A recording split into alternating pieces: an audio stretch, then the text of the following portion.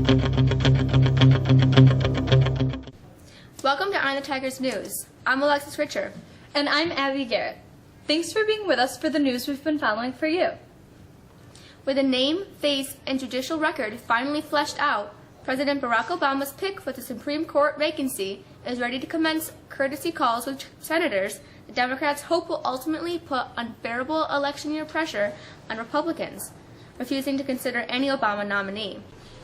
Merrick Garland planned to visit two top Democrats on Thursday, a day after Obama nominated the 63-year-old court judge and former prosecutor for the seat. The White House said that after a 2-week Senate recess, Garland will meet with Judiciary Committee Chairman Chuck Grassley, Iowa, who's been a chief focus of Democratic attacks for refusing to let his panel hold a hearing for anyone Obama selects, hoping to doom the nomination. China expressed its opposition on Thursday to unilateral sanctions against North Korea, saying they could raise tension after the United States imposed new curbs on the isolated country in retaliation for its nuclear and rocket tests. U.S. President Barack Obama on Wednesday imposed sweeping new sanctions on North Korea, intended to further isolate its leadership after recent actions seen by the United States and its allies as provocative. Governor Andrew Cuomo's proposed tax credit for frequent state thruway drivers has come to a screeching stop in Albany. Neither the state Senate nor Assembly one-house budget bills include the governor's proposed $340 million tax credit, which he said would benefit 912,000 motorists. Talking to reporters in Albany on Tuesday, Cuomo blamed the upstate-downstate divide as a reason lawmakers are pushing back against his proposal.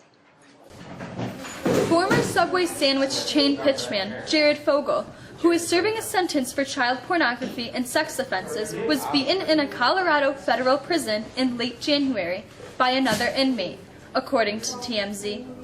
A prison official in Colorado and a lawyer for Fogle did not immediately respond to requests for comment.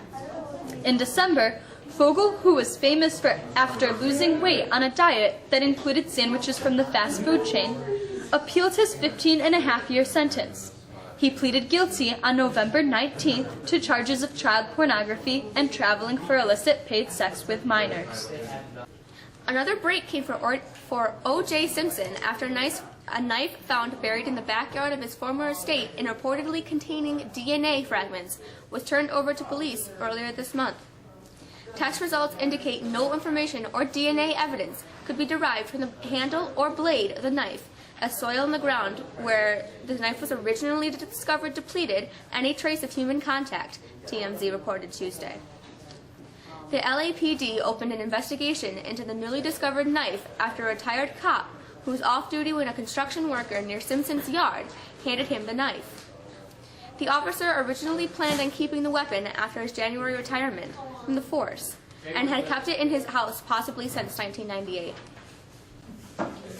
Bowing to years of pressure from animal rights activists, U.S. theme park operator of SeaWorld said on Thursday it would stop breeding killer whales and that those currently at its parks would be the last.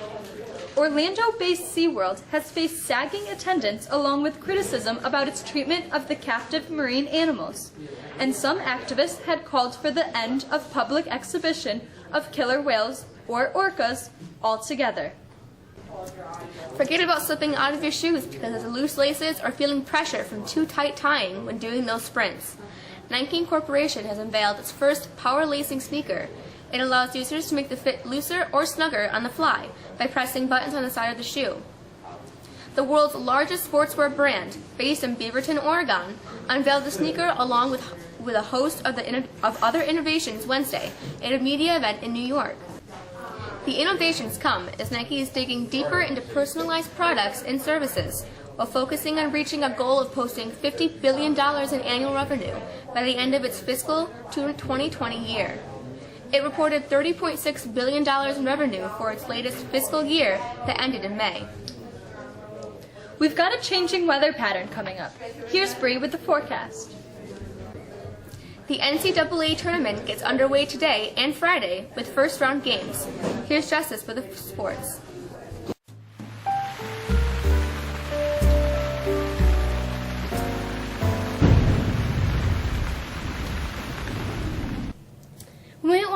take advantage of the last spring-like day for a while before a new system brings in some pretty big changes for our weather moving forward.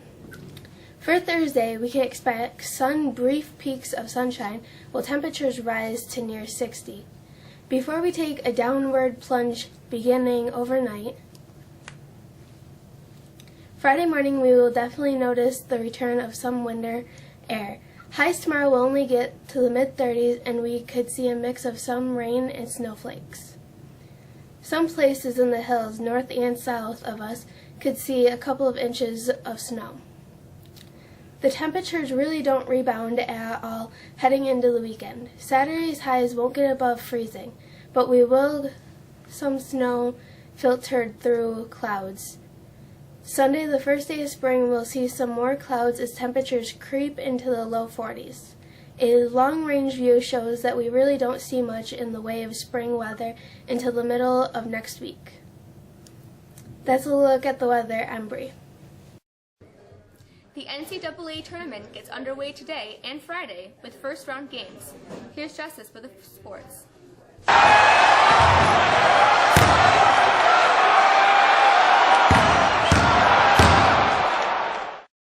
March Madness really gets underway today and Friday as first-round games tip off, including the game Friday that most Syracuse University hoop fans didn't think they'd get to see.